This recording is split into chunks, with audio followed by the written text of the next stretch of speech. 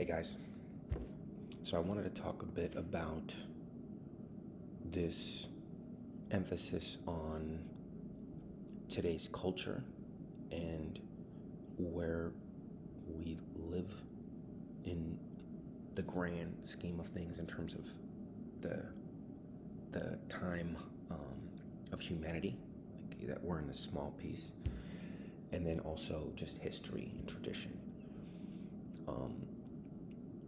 And this is really dedicated to the young folks out there, but also the parents as well. We have to look back at the people and the activities and the strategies of people from the past to help us to operate in today.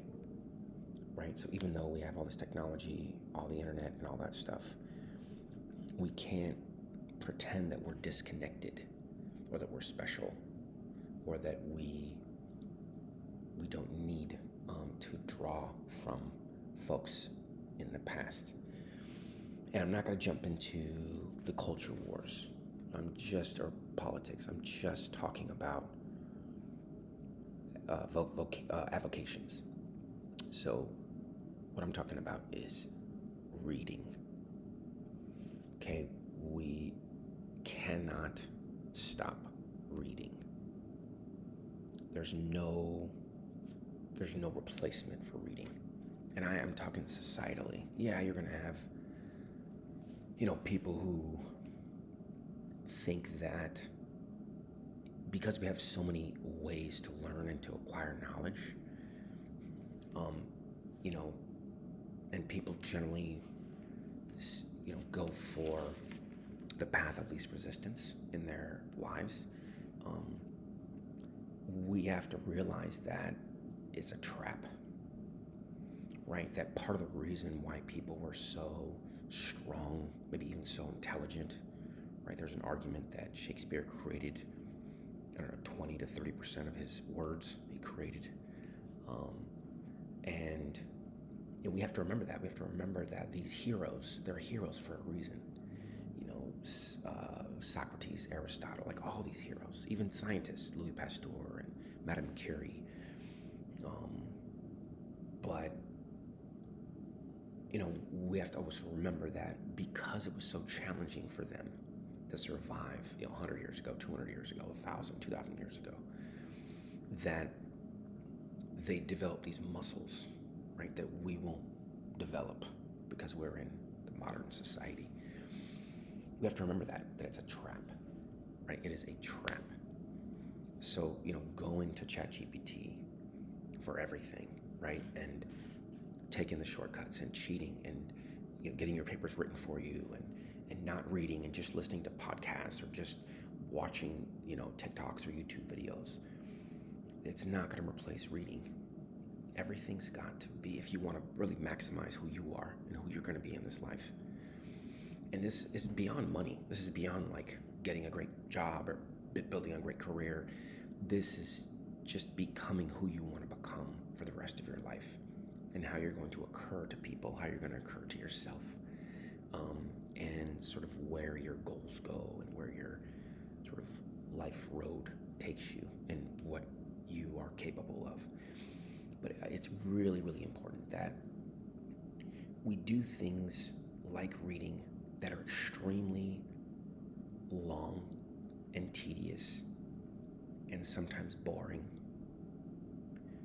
Because if we can't read a novel, one novel, it could be a long novel, Gone with the Wind, or War and Peace, or even a shorter novel, but if you can't read a novel from cover to cover, one novel, 10 novels, 100 novels, if you can't do that, what makes you think you could keep a marriage together? That they're one and the same.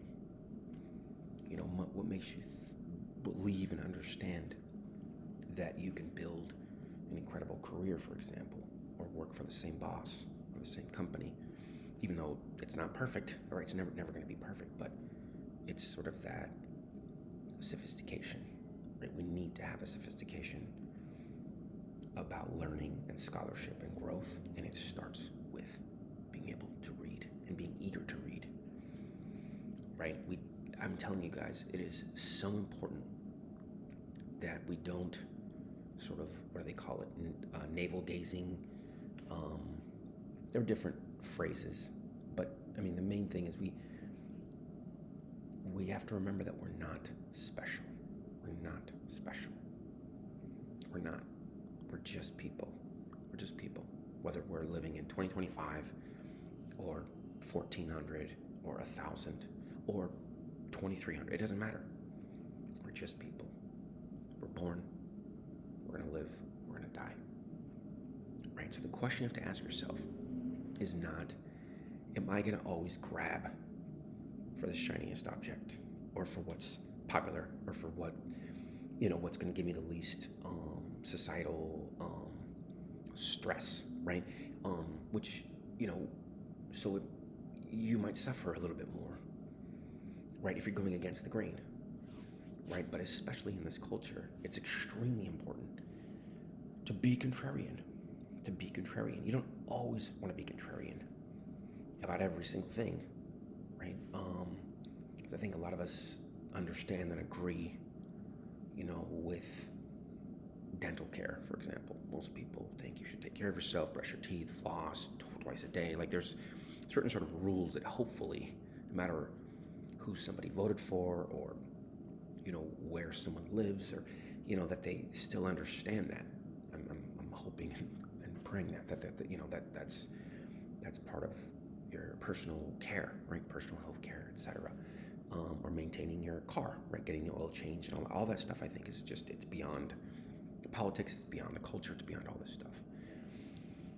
But in terms of when there's massive movements of people in your generation, right? Your classmates, maybe even your parents, your uncles, your neighbors, your aunts,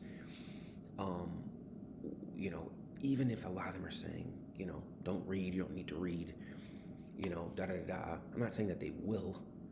I'm saying that even if you see that, and especially perhaps if you see that there is this mass movement against something like reading novels when you're young, reading chapter books, you've got to really question it.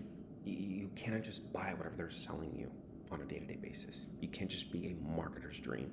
If I market to this person, whatever it is, whether it's a politician or a media company or a billionaire oligarch,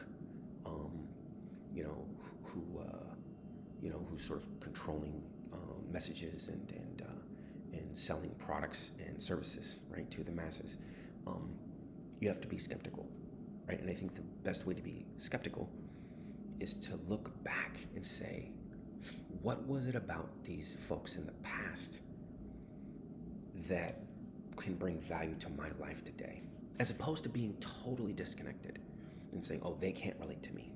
They can't relate to my problems, right? Because they live in a totally different culture, different technology, different everything. No. Right? That's why we learn history. That's why we learn about people. That's why, that's the beauty of being able to see, like, oh, there's value here. And one of the values, there's the most important, as young as you can do it, right, is to read books. And for every book that you skip at 8 years old, even 16 years old, 20 years old, every book that you skip to learn something on ChatGPT, or to read the Cliff Notes, or to just totally skip, you're going to have to read 20 books when you're my age to catch up. Like, it's not even funny, right? It's like when we're young, the cake is being baked. The cake is being baked. And you've got to, it's a race. It's a race against time, right? This is why adults are running around in circles, right, that care about young people, and that your parents are the first, right? And your teachers and your tutors and all that stuff. But that's why we run around, because we understand, right, that this cake is being baked. So that's my suggestion in this video, to please derive value in seeing what they did in the past and saying, wow, these people were so intelligent. These people were so smart. The philosophers, the architects, the artists, Da Vinci and Michelangelo. But it's because they worked. They focused, they blocked out the noise, they didn't get distracted, right? They read a lot of books, they read, right? And I'll have different videos where I discuss different values that we can gain from the past, we can bring into today. But the number one, this is my very, very first video on this channel about sort of the way to live a good life, in my opinion, the way to conduct a life. I've been running a tutoring business for 8 years with mostly Americans as students, families, etc. And this is my video. This is my video series for them, for these wonderful students, wonderful kids, and they're on the right track. Right, a lot of these kids who have hired me in the past and their families, they're great families, they're great people. But I want you guys to be very, very vigilant, right, about reading books. My last thing, if you're young, or if you have young kids, my recommendation is to bring them to the library regularly. Go there every week, right? Block off 2 hours. You say, hey, we're gonna hang out here for 2 hours or 3 hours, 4 hours, but at least 2 hours, right? And have them run around, maybe grab some books, maybe read, maybe check out some books. Yeah, there's video games you can rent. You can rent movies. DVDs and CDs. Everything that is, a lot of the tactile learning resources are of tremendous value, especially in this hyper digital world. And now that AI is coming, it's here, right? We really have to grab tactile ways of learning, because you've got to balance it out. Right? Remember, every action has an equal and opposite reaction. So when AI just hits the scene, right, we're going to see a massive drop in reading, a massive drop. It's expected, right? So you have to fight against that. We have to fight against that, right? If every single learning module, venue, etc., modality, venue, etc., is digital, is online, then you have to fight against that, right? You have to say, okay, well, some of my stuff's going to be actual tactile ways of learning, right? Notebooks, index cards, a daily planner, right? But also books, right? It's really important. Really important. You have to keep that in mind, right? Every action has an equal and opposite reaction. Societally, and you have to fight against this road that we're going down, and just follow what everyone else is doing. You always want to keep those critical thinking sort of skills in mind about who you want to become while you're on this earth. Who do you want to become? Do you want to be like everyone else? Do you want to be a carbon copy of everyone else, right? Then just do what everyone else does. And just whatever's popular, just do it. Whatever the beliefs that are popular out there, just believe them, right? The challenge, and it's harder when you're young because you don't have as much sort of sophistication yet or critical thinking skills. But, I've met folks my age and even older that I don't, it's not about age.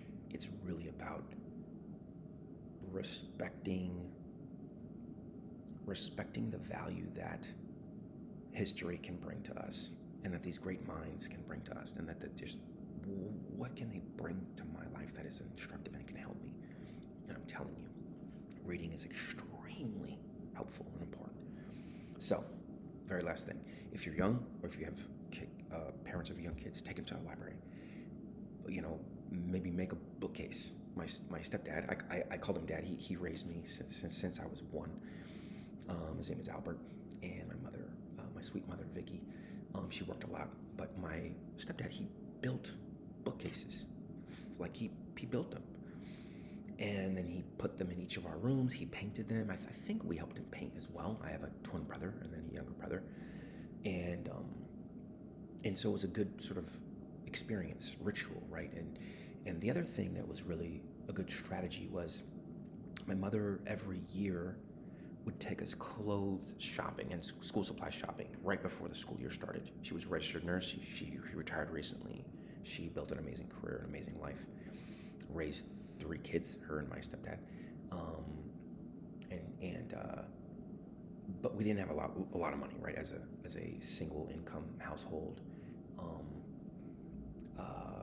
but she spent, I think, $200 or $300 on us every year to shop. So we'd get up in the morning, we'd go to a store called Mervyn's. There was Payless and Target, and we would get school supplies, index cards. We would get notebooks. We would get, I think, 1 pair of shoes, sometimes 2 if we were lucky. But they were like pro rings. They were like $20, $25 shoes. We got a couple pairs of pants, a couple pairs of shorts. We got a lot of white T-shirts. We liked white T-shirts. We lived in Southern California. It was pretty warm. But it wasn't fancy. It wasn't like we got, all the fancy clothes. That's all she bought the whole year, right? As far as that was concerned. And this was even when we were young. So we get up in the morning, 8 o'clock. We were 8 years old, or 10 years old, or 12 years old, 16. The same thing every single year. Right before school started, a couple days before it started, Okay, guys, we're gonna spend all day Saturday, and we're gonna get all your stuff in one day. We got up super early, and we spent the whole day. And she only did once. But there was this thing called the Troll Book Club. And so I would come home in school and say, from school, and I'd have these like subscription for like books. And I think I might have been 8 or 10 or 12. I'm actually proud of myself that I brought this home and showed it to her. It makes me just almost tear up just thinking about it, that I sort of helped change my life also, because if I didn't bring this to her, maybe I wouldn't have gone down this road of really, really reading and growing. So I really, really am pleased that I sort of had this wild hair, and that I had good teachers. And this was in Norwalk, California. It's not the most upscale place. But our teacher, even when I was little, I think I was in, 3rd grade or 4th grade, I was really young. They spent time in the classroom. This was a public school. And, I remembered this. But the teacher would spend time in the classroom and say, okay, guys, here, walk up to the class, walk up to the front of the class. See, they would hand us this Troll Book Club thing for kids. It was all it was. And then I ran home and I said, Mom, I'd love to get some books. And, the first thing she said was, buy as many as you want. And it was beautiful. It was beautiful. So I of course, I like gifts. Who doesn't like gifts, especially from your mother? And my mother and stepfather were a team. They raised us. He spent a lot of time with us, making sure we were staying out of trouble and all that stuff. I checked, 12 books, at least 10. And then I ran to school, and within a couple of weeks, I think so, we gave them like a check, gave them the money, and then we gave it to our teacher, and then I think they ordered the books, and it went through the school. So I would come home, and I'd have a backpack and stuff. I would come home with like 10 or 12 books, and a lot of times, a lot of the students, they would get 1 or 2 books, and my mom, and again, we weren't rich, and so it was a 1-income household. But for her to say, buy as many as you want, she changed my life. She changed my life. And I'm so excited and I'm so humbled, because what it did was, for the rest of my life, I looked at, and I've made mistakes when it comes to, spending money and, just sort of basic mistakes, which is fine. We all make mistakes, right? But one of the things that I never lost, right? And even when I had to get back to the main road, when I was sort of getting lost in the wilderness, in my 20s, was remembering that my mom, that sort of, my mom's love, went through this activity of reading, right? She would buy me as many books as I wanted. And so I would get more Troll Book Club. Every year we'd get one sort of subscription thing at the beginning of the school year, and da-da-da-da. Anyways, I put those books on my bookcase. Now, we also had bookcases in the living room. So we had, I think my dad built another 2. So we had a bookcase in our room. I think I might have had 2 in my room when I was in high school, because I had a bunch of books, and I would, put them on there. And so, to spend money on books, it said a lot about her and her values. We also went to the library. We didn't go every week. My mom worked a lot. She worked a lot. She also worked evenings at times. We had to move around a little bit as well, trying to move to nicer neighborhoods, and the rent was a little, always a little higher, usually a little bit higher. So, we just had to hunker down. We always had old cars. We had, 15-year-old like Subaru. We had a little Subaru hatchback and a bigger car as well. Both of them were Subarus, and we had them all through my childhood. But remember, she limited the amount of stuff that she would buy for us. Clothes, and we never really got super fancy in that regard. So even when I got lost in terms of, spending money, I started making money in finance and, materialism and all that stuff. When I sort of, got back on the main road, as it were, it wasn't super difficult psychologically to step away from that kind of thinking, right, of being a materialist. And I think in America, sort of, it pulls you, even if you were raised right, even if you, it's very difficult. It's very difficult to like stay on, the right road, the same road, right? I think if I had YouTubers to watch, I think I might have, stayed on the right road. Or if I had, I don't know, maybe if I'd really listened to the mentors, I'm sure that, God or the universe, brought me, as it does all of us, they bring you messages and messengers, and sometimes we just ignore them. Sometimes we ignore them for decades, but a lot of times, if we're lucky, the messenger keeps coming around in a different form. So you have to just watch, really, really watch. Anyways, point being is that reminded me so much of, and anyways, long story short, I read a lot of books growing up. I probably read at least, a few hundred books before I finished, high school. And I've probably read over 1,000 books now. I'm deeply into my adult life. And again, it's not really about like the number of books that you're reading. It's not about, it's a competition. It's just about understanding that no other species can read or write. And the fact that this modality is the ideal modality to acquire knowledge, compared to all the other modalities, no matter what year it is, right? So no matter what year it is.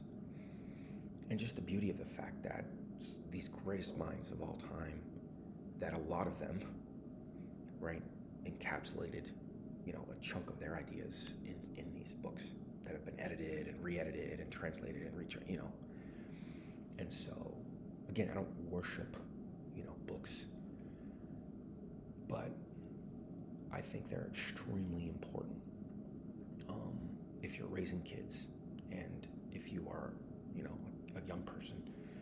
But even as an adult, if you're going back to school or if you're trying to change careers, just really fall in love with reading. I think that it cannot be overstated how important it is that young people, because of AI, because of ChatGPT, because of all of this stuff that's pushing our culture, pushing our children, right, to a certain, right, we're pushing them towards the lowest common denominator, right, that you need to fight against that. You need to be aware of that, right, and say, you know what, my culture is pushing me away from reading. I need to be the opposite. I need to read. So read books that are easier than you can handle, right? If you're just getting into it, right? That are easier, that you can read maybe a little faster than normal. And then as you get more experience, more confidence, then you can read sort of at your level, or maybe you're living a little bit more rigorous. The other thing you can do is just have fun with it. To play games, I used to have a notebook. And if I would, so what you might do as a strategy, right, is you read a chapter and you just read it straight through, right? Then you read the same chapter, right? Again, it might be kind of boring, but this is a good sort of brain building exercise. Then you read the same chapter, and then when you find a word you don't understand, you write the word down in your notebook, and then you look it up. Then, and again, it's very tedious. And I'm going to spend a lot more time talking about tedium in subsequent videos.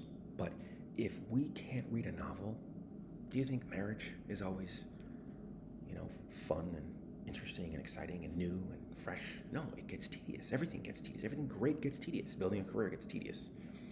Working with the same people for, decades gets tedious. I'm not saying you should or you have to or if it's even possible in this culture. I'm saying that, that we need to be okay with that. We need to actually know that that's a part of a good life, part of a meaningful life, and part of a life where, boredom and tedium are a little bit different, right? But if you're doing something constructive, right, like reading, it will get tedious, right? Because it's just a page, it's you and the page, it's the words, and there's so many other distractions now. There's just so many other ways for us to get those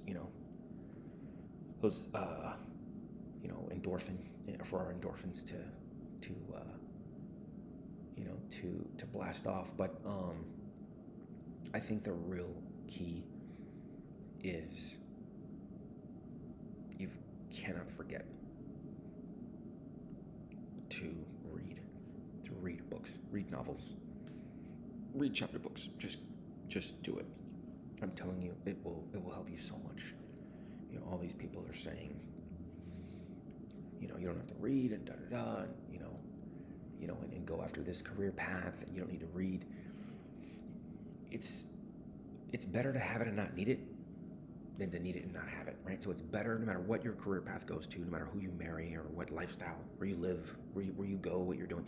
It's better if you've read. It's just better, and you're going to be a better person for it. So, and do it for you, not for society, not for making money. Do it for you. For you. Who are you becoming? Who do you want to be before you're dead? Right? Reading.